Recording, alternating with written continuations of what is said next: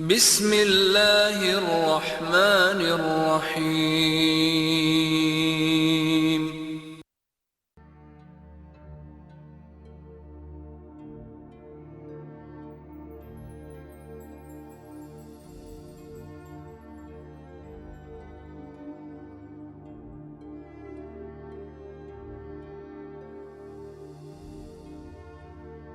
Où serez-vous quand la fin du monde sera là?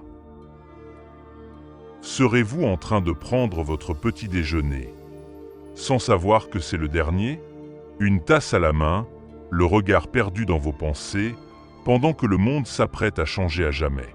Serez-vous dans les transports, sur le chemin du travail, écoutant de la musique, regardant par la fenêtre? Quand tout s'arrêtera, serez-vous à l'université, en train de suivre un cours, notant distraitement une leçon, sans imaginer que le véritable examen est tout proche? Serez-vous en train de faire les courses, choisissant des fruits, comparant les prix, pendant que le ciel lui-même commence à se déchirer? Serez-vous avec vos enfants, en train de rire, ou de les aider à faire leurs devoirs, ignorant que l'histoire touche à sa fin?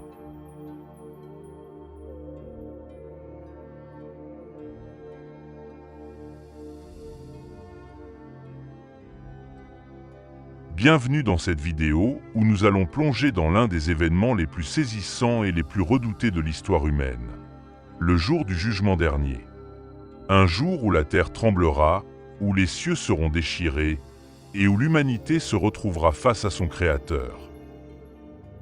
Ce jour-là, chaque âme sera jugée, chaque action pesée. Aujourd'hui, nous allons explorer ensemble les étapes de cet événement extraordinaire qui commence avec un souffle et se termine dans l'éternité. Mieux comprendre, c'est déjà se rapprocher. Si ce que je vous partage vous parle, pensez à vous abonner et cliquez sur la cloche pour ne rien rater de nos vidéos.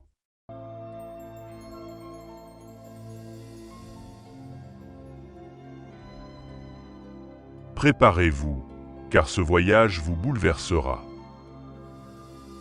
Tout a une fin, sauf Dieu Tout-Puissant.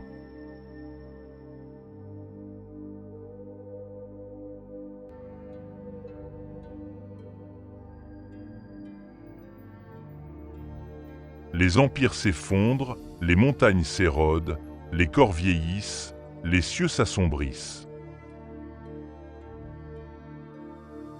Mais il viendra un jour où ce ne sera pas seulement un homme, un règne ou une époque qui s'achèvera. Ce sera le monde entier. Ce jour-là, les lois naturelles que nous pensions éternelles se briseront une à une. Le temps lui-même s'arrêtera et la terre redeviendra silence. Un silence absolu. Ce que tu vas voir n'est pas de la fiction. C'est un avenir inévitable. Mieux comprendre, c'est déjà se rapprocher.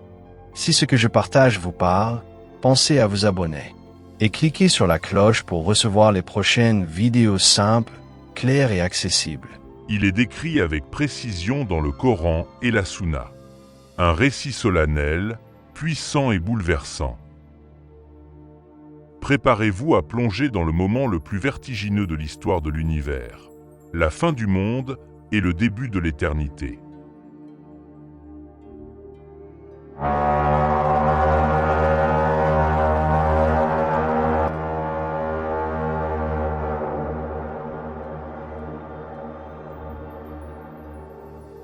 Tout commence par un souffle, mais ce n'est pas n'importe quel souffle. C'est un son céleste, effrayant, irrésistible, le premier souffle dans la trompe. L'ange Israfil, avec une puissance inimaginable, soufflera dans la trompe pour la première fois. Il a attendu, depuis la création du monde, la permission de Dieu Tout-Puissant pour souffler. Ce moment est le plus décisif, celui qui marquera la fin de toute vie sur Terre. Ce premier souffle est en effet le signal de la mort universelle. Tous les êtres vivants sur Terre et dans le ciel, tout ce qui respire, tout sera anéanti sauf ce que Dieu Tout-Puissant épargne. Le Coran nous dit « Tout ce qui est sur la terre disparaîtra ». Dès que le son retentira, les étoiles s'effondreront, le soleil s'enroulera, les montagnes s'arracheront comme du coton. La mer débordera, les tombes s'ouvriront, les gens mourront instantanément. Les mères abandonneront leurs enfants, les montagnes seront projetées comme du sable, le ciel se déchirera. C'est le chaos cosmique. Ce moment-là est décrit dans le Coran avec une force poétique saisissante. Quand le ciel se fendra, quand les montagnes seront pulvérisées, quand les tombeaux seront bouleversés, chaque âme saura ce qu'elle a avancé ou retardé. C'est le zéro absolu de l'univers. L'attente avant le basculement dans l'éternité. Puis, plus rien, plus un bruit, plus un souffle, plus une âme. La terre est vide, le ciel est déchiré, les planètes ne tournent plus. Il n'y a ni lumière, ni ténèbres, juste le vide absolu. Le monde que nous connaissions est effacé, un peu comme un tableau que l'on nettoie. Après la grande destruction, une pause s'installera. Un vide, une attente mystérieuse qui marque la séparation entre la fin de la vie terrestre et l'événement inéluctable de la résurrection.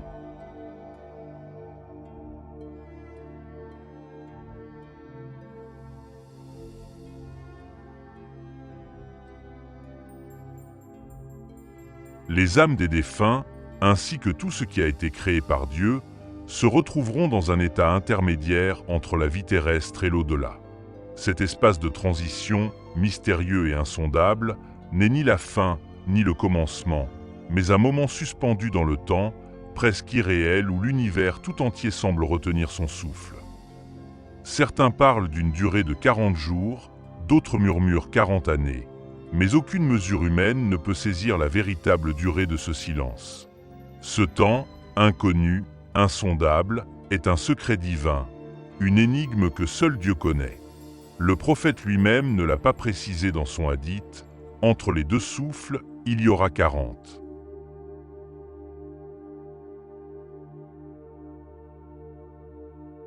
Puis Dieu Tout-Puissant fera descendre une pluie semblable à une bruine. Les corps des hommes pousseront comme cultiver les plantes. Puis l'ange soufflera une nouvelle fois dans la trompe.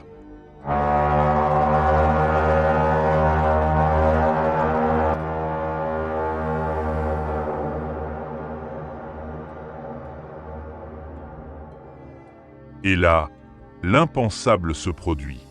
Tous les êtres humains qui ont vécu depuis Adam, paix sur lui, jusqu'au dernier, ressuscitent d'un seul coup. C'est la résurrection. Un retour à la vie après la mort, dans une scène qui semble incroyable, mais qui sera une réalité pour tous. Tous les êtres humains, vivants ou morts, seront ressuscités. Dieu Tout-Puissant a informé du jour de la résurrection et de ses horreurs, en disant « Ô homme, craignez votre Seigneur. Le séisme de l'heure est une chose terrible. Le jour où vous le verrez, toute nourrice oubliera ce qu'elle allaitait, et toute femelle enceinte avortera de ce qu'elle portait.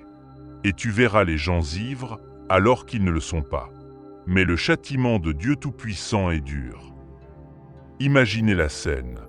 Des dizaines voire des centaines de milliards d'êtres humains sortent de leur tombe. Qui nous a ressuscités de notre lieu de repos? Et d'autres répondront, c'est ce que le tout miséricordieux avait promis. Les âmes des personnes décédées seront ramenées à la vie et réintégreront leur corps. Ces corps, qui étaient enfouis dans les tombes, seront restaurés pour accueillir de nouveau leurs âmes. Le prophète a dit, les gens seront rassemblés le jour de la résurrection nus, non circoncis et sans rien. Alors Aïcha demanda, les hommes et les femmes seront-ils ensemble et se regarderont-ils? Il répondit, ô Aïcha, la situation sera trop grave pour que les gens s'en préoccupent. Chaque être humain, chaque âme, se relèvera des profondeurs de la terre, les corps entiers, couverts de poussière, redécouvriront la vie dans une scène époustouflante. Puis viendra le temps du rassemblement. Tout le monde sera réuni, sans exception. Tous, sans distinction, se retrouveront sur cette terre nue, sans aucun abri, chacun attendra son jugement. Ce ne sera pas une terre comme celle que nous connaissons aujourd'hui. Elle sera blanche, plate et sans aucune marque, comme un miroir lisse. Ce lieu s'appelle Ard al-Mashar. C'est l'ultime salle d'attente de l'humanité, mais sans chaise, sans toit, sans mur. Tous debout devant l'Éternel. Tous les hommes, depuis Adam jusqu'au dernier né sur terre, seront présents. Nus, non circoncis, pieds nus et dans un état de grande stupeur. Le monde est à genoux. Les humains sont debout, mais écrasés par l'attente, aveuglés par le soleil, éclaboussés par leur propre sueur. Aucun arbre, aucune brise, aucune parole d'ange. Rien. Ce moment est l'un des plus longs, des plus lourds et des plus effrayants jamais connus par les êtres humains. Et pourtant, il ne s'agit que du début du jour du jugement. Tout le monde attend. Mais quoi exactement? L'attente du jugement de Dieu Tout-Puissant, l'attente du moment où tout sera révélé, pesé, comparé, annoncé. Mais ce moment ne vient pas. Et c'est là que commence l'épreuve dans l'épreuve. Le soleil sera très proche, brûlant les consciences. Pas d'abri, pas d'ombre. Les gens transpireront en fonction de leurs péchés. L'attente sera longue et angoissante. Il n'y a aucune horloge, aucun moyen de mesurer le temps. Certains savants affirment que cette attente durera jusqu'à 50 000 ans. Comme Dieu Tout-Puissant l'a mentionné, il dirige toutes choses du ciel à la terre. Puis cela remonte à lui en un jour équivalent à 50 000 ans. Si ce moment a réveillé quelque chose en vous, abonnez-vous pour apprendre chaque jour davantage. 50 000 ans, sans savoir ce qu'il va se passer, sans nourriture, sans boisson, sans parole divine. Tu verras l'ampleur de tes péchés. Tu penseras à chaque parole injuste, chaque acte illicite, chaque moment où tu as négligé ton Dieu Tout-Puissant. Le regret devient un poids, une brûlure.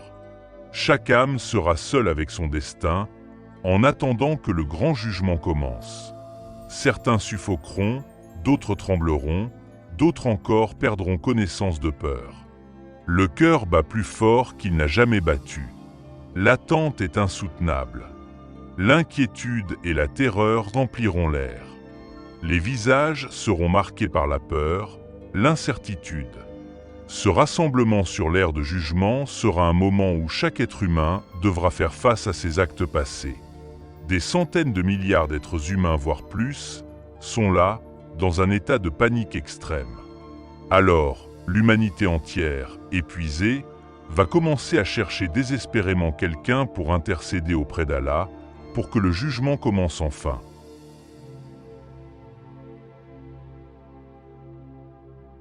Ne pouvant plus supporter cette tension, les humains se regroupent et cherchent un intermédiaire.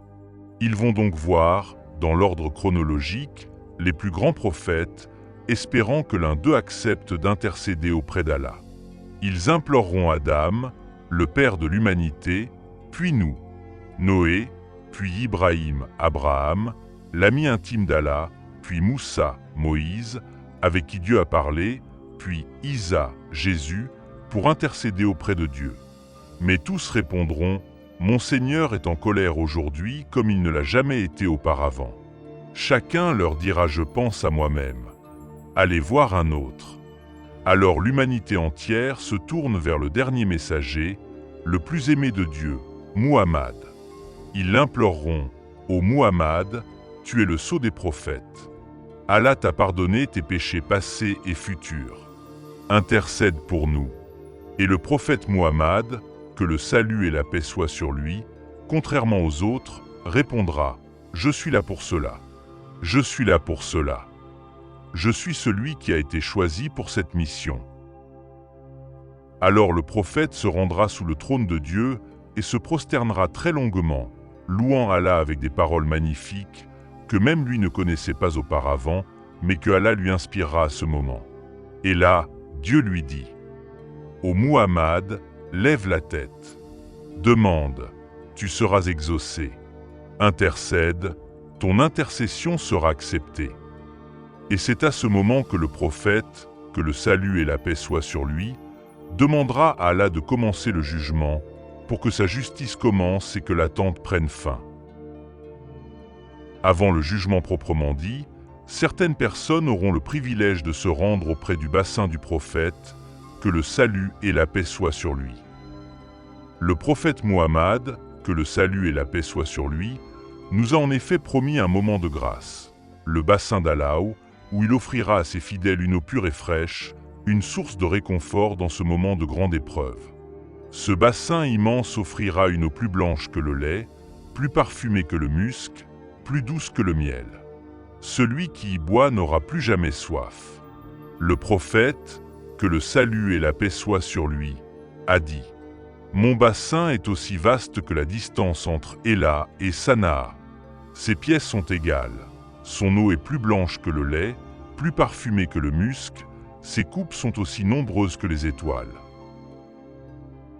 Mais certains seront repoussés de ce bassin, car ils ont altéré la religion après la mort du prophète. Cela montre l'importance de rester fidèle à sa voie. Puis viendra l'heure du grand jugement. Le jour de vérité commence. Quand tout devient vérité. Quand chaque pas mène à l'éternité. L'attente est terminée. Le silence pesant a été brisé. Les anges descendent en rang, les livres sont ouverts, les balances sont installées, les témoins sont appelés. Et chacun sait que désormais, plus rien ne pourra être nié, oublié ou effacé. Et chaque homme viendra ce jour-là avec un conducteur et un témoin.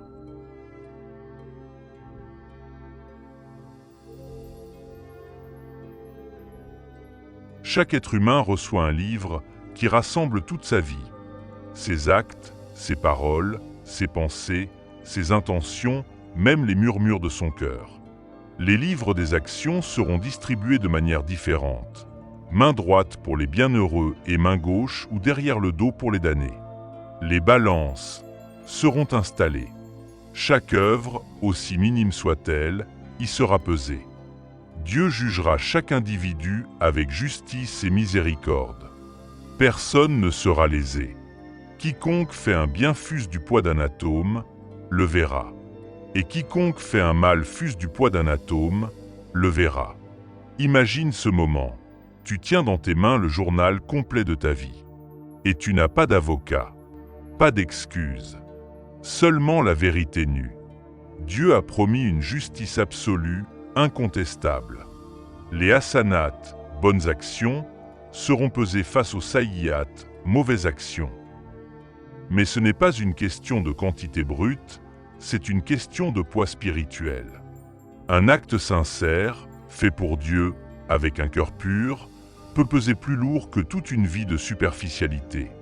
Un mot gentil, une larme de repentance, une aumône secrète, mais aussi une calomnie, une trahison, une prière volontairement négligée, tout sera lourd.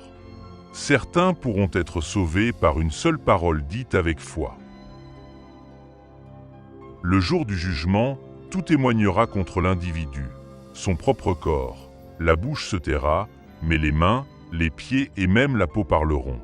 Les anges scribes, Rakib et Atid exposeront ce qu'ils ont écrit. La terre elle-même rendra compte de ce qu'elle a vu de toi. Aucun détail ne manquera. Et personne ne pourra dire « Je n'ai pas fait ça ». Après le jugement, vient le passage du Sirat. Ce pont, plus fin qu'un cheveu, plus tranchant qu'une épée, sera tendu au-dessus de l'enfer, et chacun, y compris tous les prophètes, devra le franchir, accroché à son destin, en fonction de ses actions et de sa foi. Ce passage sera une épreuve terrible, où les justes traverseront avec facilité, mais où les pécheurs trébucheront, glisseront et tomberont dans l'enfer, l'abîme du châtiment éternel. Le prophète, paix et salut sur lui, a dit « Puis le pont, Sirat, sera placé au-dessus de l'enfer. Je serai le premier à le franchir avec ma communauté.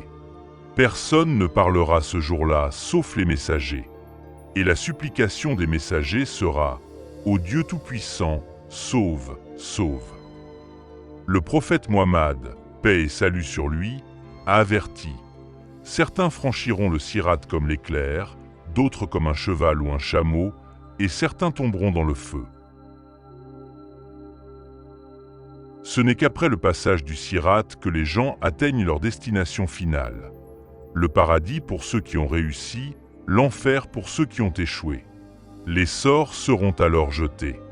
Ceux qui auront obtenu la miséricorde de Dieu seront conduits vers le paradis, un lieu de joie et de félicité éternelle, décrit dans le Coran comme ayant des rivières de lait, de miel et d'eau pure, des jardins où tout ce que le cœur désire sera à leur portée. Mais pour ceux qui auront rejeté la vérité, l'enfer sera leur demeure éternelle, un lieu de souffrance et de tourments inimaginables. Le prophète, paix et salut sur lui, a dit « L'enfer est un abîme de feu où les pécheurs connaîtront un châtiment sans fin. L'enfer sera un lieu de tourments sans fin où les âmes regretteront amèrement leur choix. Les regrets seront incessants, mais il sera trop tard. » Chers lecteurs, les enseignements du jour du jugement sont là pour nous rappeler l'importance de nos actions, de notre foi et de notre comportement dans ce monde. Chaque instant est précieux, chaque décision a son poids, et il est crucial de nous préparer, non seulement pour la fin de ce monde, mais aussi pour l'éternité. Merci d'avoir pris le temps d'écouter. Si ce type de contenu vous plaît, abonnez-vous et cliquez sur la cloche pour être informé des prochaines vidéos. Et surtout, n'hésitez pas à partager si vous pensez que cela peut être utile à d'autres.